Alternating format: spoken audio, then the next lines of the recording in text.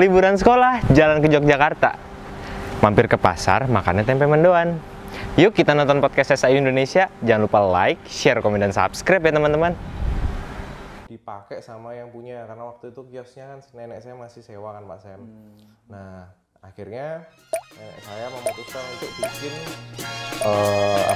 tutup.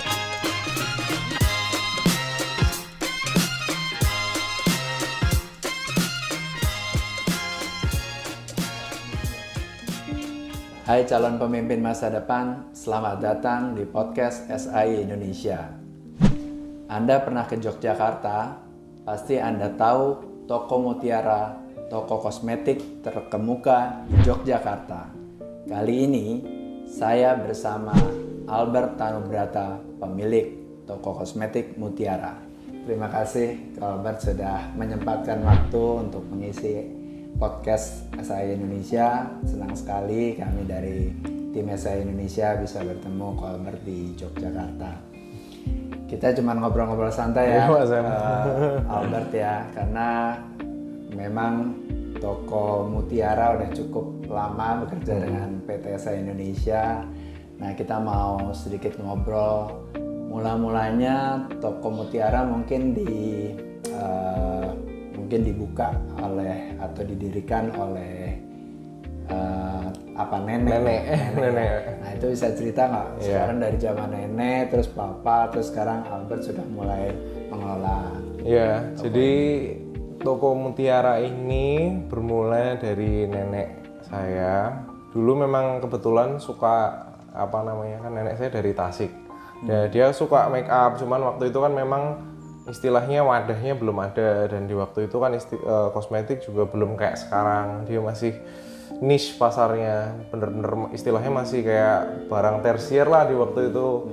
Nah, akhirnya nenek saya coba jualan. Waktu itu masih di shopping Pak Sam, masih kios kecil gitulah istilahnya, karena waktu itu kan toko kosmetik sedikit. Habis itu mulai dari situ sedikit demi sedikit jalan tuh sambil buka salon, kalau nggak salah Pak Sam, sambil buka salon. Buka sampai malam waktu itu. Buka malam sampai malam, terus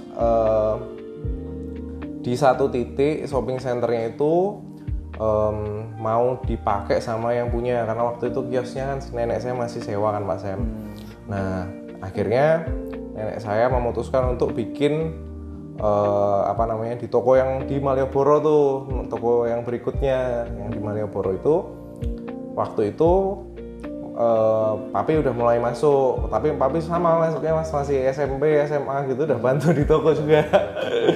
Bantu di toko juga. Nah, jalan terus sampai waktu itu kan papi nikah umur 23-an kan. Nah, waktu 23 nikah akhirnya mami ikut masuk dalam toko waktu itu. Cuman karena istilahnya kan mereka baru nikah, otomatis rumah kan juga bisa sama nenek. Nah, akhirnya buka toko cabang pertama itu, ya itu yang di sini, yang di Lemboyangan. Iya. Tahun berapa tuh? Wah, itu mungkin 93, 94. Setelah mami papi married. Iya, setelah married itu buka toko Mutiara. Kalau yang di Malioboro tuh namanya toko Tiara waktu itu. Mulai di situ, terus jadi istilahnya memang cuma ada 2 kan waktu itu. Terus setelah mungkin 10 tahunan lah itu Pak Sam, papi buka yang ke cabang di Brigjen Katamso. Ceritanya waktu itu yang di Brigjen Katamso itu dipakai sama kayak dealer motor gitu. Nah, dealer motornya selesai, dia nggak mau perpanjang, akhirnya nyobain buka cabang yang di sana. Tapi Pak Sam, di waktu itu kan memang istilahnya zamannya belum kayak sekarang kan, jadi kayak masih pakai cash register, masih ngasir sendiri dan lain-lain. Nah, yang jadi masalah tuh ternyata masalah data toko tuh nggak ada. Terus istilahnya kita suruh bikin misalkan PO order gitu, nggak kayak sekarang Pak Sam. Bener-bener kita tahu barang yang laku kemarin apa. Itu harus tahu manual banget waktu itu. Iya. Nah, terus itu berjalan lama sekali sih. Jadi mami papi sering ngasir sendiri di waktu itu. Mungkin 2010 lah, 2010 itu kakekku yang dari mami datang dari Jambi ke sini, lihat kondisi kok administrasinya masih manual banget. ya. Akhirnya waktu itu dibantu dibikinin program, terus mulai pakai komputer, sehingga administrasinya harapannya kan lebih bagus. Ya. Nah ternyata memang adanya sistem tuh membantu banget waktu itu. Jadi kayak istilahnya kerjanya nggak harus cash register sendiri, hasil sendiri, terus nggak harus PO tuh nggak harus nginget-nginget semua by data, tapi semua tuh pakai proses kan ya Pak Sam. Kita semua sama-sama tahu lah perubahan tuh nggak bisa langsung, nggak segampang ngebalikin telapak tangan lah, semua pakai proses. Dan tuh mungkin 3-4 tahun ya sampai akhirnya perjalanan administrasinya udah lebih bagus. Ya intinya sih mulai dari situ akhirnya karena aku waktu itu selesai kuliah pertama kali masuk toko itu, yang bikin tertarik untuk masuk ke dalam sini sebetulnya memang karena waktu itu sudah dirapiin secara administrasi Pak Sam. Kalau waktu itu masih berantakan gaya pasar gitu, mungkin kita yang mau masuk aja bingung Pak. Ini mulai dari mana? Untungnya waktu itu memang sudah difasilitasi dan di istilah infrastrukturnya sudah dimulai. Nah dari situlah aku bisa masuk, dikit demi sedikit belajar. Akhirnya setelah 2-3 tahun belajar di toko beneran tuh mulai ngerti, bisnisnya kurang lebih seperti ini, susah senangnya. Terus yang menyenangkan di toko ini sebenarnya ketemu banyak prinsipal baru, istilahnya pengusaha-pengusaha kosmetik yang lain, baik dari pabrik, distributor, terus relasi sesama toko. Nah itu adalah faktor yang menarik sebenarnya untuk dijalani. Jadi kayak kenalannya lebih banyak aja. Networknya lebih banyak. Iya, networknya lebih banyak. Ketemu orang hebat-hebat semua kayak Pak Sam ini. Jadi Albert setelah lulus kuliah, waktu itu memang papa mama minta tolong dong Albert bantuin toko, atau memang Albert ada niat saya mau bantuin mama papa nih gedein bisnisnya gitu. Di waktu itu kan pertama kali lulus kuliah kan masih kayak bingung ya Pak Sam. Tapi sebelum lulus kuliah aja kebetulan tuh aku udah sering bantu di toko, tapi cuman sebatas bantu jualan. Nah ini menariknya adalah aku cowok tapi suruh jualan kosmetik. Bingung. Kalau ketemu konsumen gitu ditanyain ini bagus yang mana, jujur nggak ngerti Pak Sam. Pakai bedaknya gitu. Jujur nggak ngerti itu waktu itu.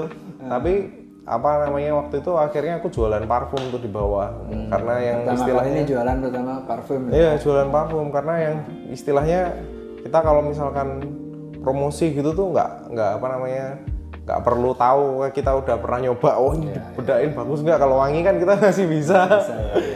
Ya mulai dari situ terus pikir-pikir mami papi juga segimanapun akan tetap butuh bantuan kan.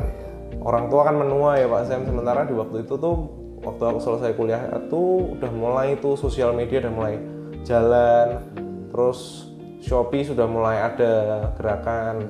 Tapi waktu itu yang mulai Shopee itu dari jisikku pertamanya.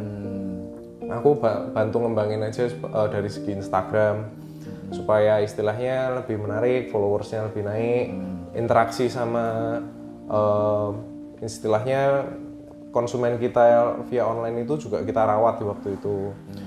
Kurang lebih di situ sih sampai akhirnya udah kecemplung, udah terlanjur basah ya udah kita jalanin terus sampai sekarang. Nah, jadi perubahannya tadi mungkin dari nenek ya. Perubahannya kan dari yang sistemnya manual sudah mulai tersistematis, lebih ada sistem mungkin komputer, jadi sehingga data semua lebih lengkap, terus penjualan juga ada semua datanya gitu, jadi udah nggak manual lagi. Nah kalau sekarang tantangannya nih, istilah di generasi ketiga ini tantangannya apa nih? Tadi kan memang dari manual ke sistem komputer, sekarang sistem komputer, nanti kemana lagi? Nah kebetulan industri kosmetik ini tuh kalau aku lihat ya sejauh ini kok industri ini tuh geraknya luar biasa cepat. Perkembangannya sekarang ini cepat banget karena memang istilahnya mungkin usernya semakin banyak. Jadi istilah marketnya sudah semakin lebar. Kalau dulu orang pakai istilahnya pakai lipstick tuh sedikit yang pakai lipstick. Terus waktu itu mulai dari halal beauty mulai bergerak, akhirnya pasarnya membesar. Nah setelah halal beauty membesar, akhirnya sekarang industri men grooming itu juga mulai hidup. Jadi kayak pasarnya itu sudah hampir menyeluruh lah, istilahnya hampir semua orang tuh sudah menggunakan. Nah otomatis persaingannya pun akan semakin lebar dikarenakan ya sekarang brand semakin banyak. Terus kalau dulu tantangannya memang karena pabrik nggak sebanyak sekarang, terus banyak produk harus import, BPOM dipersusah. Sekarang dari segi industri aja BPOM dipermudah, masukin barang juga gampang, pabrik banyak, minimum quantity juga bikinnya sedikit, sehingga pasar tuh rasanya barangnya banyak sekali. Nah memang tantangannya adalah kalau misalkan kita sebagai toko ya memang harus tahu mana kira-kira produk yang sekarang tuh lagi viral harus kita adakan. Terus dari segi e-commerce sendiri juga sekarang banyak sekali, dan itu juga kita mau nggak mau harus ngikutin, baik ada TikTok ada apa. Nah tantangannya itu sekarang memang harus bisa lebih agile ya dari zaman dulu. Kayak kita sekarang yang rame apa mau nggak mau secepat-cepatnya ngikutin gitu, karena kalau udah ketinggalan momen selesai semua. Jadi tantangannya kita bagaimana bisa mengejar nih ya. Iya, harus ngikutin produk-produk viral atau apa, harus ngikutin terus ya. Jadi harus mantengin terus sosial media ya. Betul. Nah pesannya untuk PT SAI ke depan biar lebih bagus lagi pelayanannya apa? Kalau untuk ke depan sebenarnya sejauh ini sudah cukup oke ya Pak SM. Kalau misalkan ke depan ini mungkin ya nambah produk yang viral lebih asik lagi. Itu aja ya, mudah-mudahan ya kita dapat lagi produk-produk baru yang bisa kita distribusikan ke toko Mutiara. Nah Albert kan sekarang juga toko kosmetik juga banyak juga ya yang mulai bermunculan ya toko-toko baru. Nah bagaimana caranya Albert memperkenalkan toko Mutiara, melalui apa saja? Ya sejauh ini kita ada di Instagram, terus di TikTok kita juga ada sebagai media. Tapi kalau untuk yang sarana jualan ya Shopee, Tokped, di TikTok Shop juga ada. Nanti alamatnya bisa ngeliat di bawah sini ya. Nah nanti. Oke. Albert kan sekarang sudah diberikan tanggung jawab nih untuk mengelola toko. Nah gimana keterlibatan Papa Mama? Apakah masih Bapak istilahnya mengontrol setiap hari atau sudah mulai diserahkan ke Albert? Ya jadi kebetulan karena ini family business ya istilahnya Pak Sam. Orang tua tetap punya peranan yang nggak bisa digantiin lah istilahnya. Tapi dari segi skup kerja memang sudah mulai dikurangin. Tapi memang dari dari dulu kita budayanya memang kayak selalu ini sih, selalu incas terus, bareng-bareng terus. Keluarga. Jadi otomatis ya kita memang bagi tugas masing-masing, tapi tugasnya itu belum bisa digantiin sih istilahnya.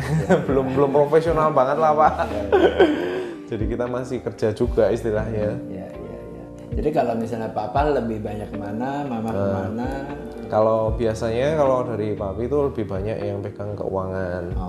Kalau Mami lebih cenderung ke produk-produk yang lebih besar. Jadi kayak produk gitu ya? Atau? Enggak, jadi dia maintain yang udah existing, yang kayak yang grup-grup besar lah istilahnya, grup-grup besar. Lihatin itu ya salesnya tuh, programnya. Wah itu yang paling pusing itu.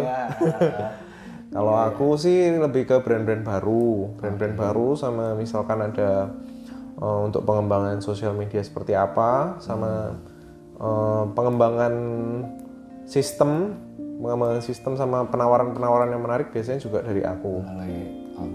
Jadi misalkan kayak kita mau buka cabang, itu tuh kita nanti kalau kayak orang tua kan udah nggak ada semangat yang masih pengen gimana kan sudah berkurang kan Pak Sam, karena istilahnya masa perjuangannya udah turun nih.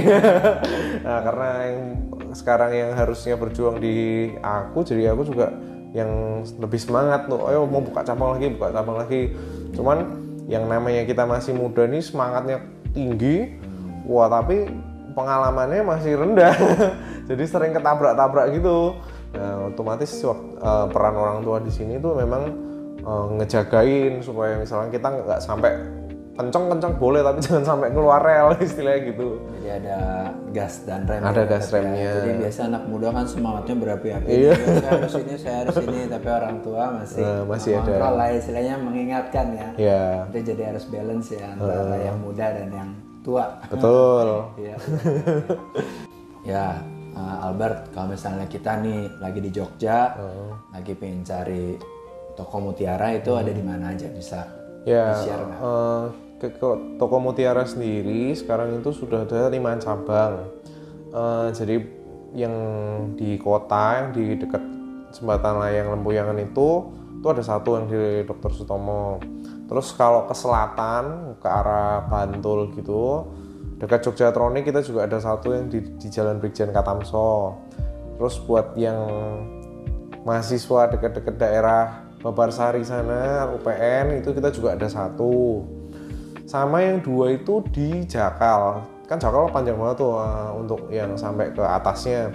Jadi yang di jalan kilometer 10 itu ada 11 ada satu. Sama cabang terbaru kita ada di jalan Kaliurang juga kilometer 5 buat yang sering nongkrong, itu tempatnya lebih banyak. Tempat makannya dan lain-lain. Kurang lebih gitu. Sama tahun ini mau nambah satu nanti di Godean. Waduh, luar biasa.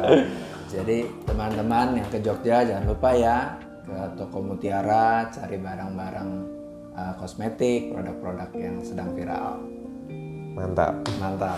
Terima kasih Albert atas waktunya dan sharingnya. Semoga sharing Albert dari toko mutiara bisa memberikan inspirasi bagi kita dan memberikan wawasan bagi pemimpin masa depan. Ditunggu pada podcast SAI selanjutnya. Salam Jalan Pemimpin.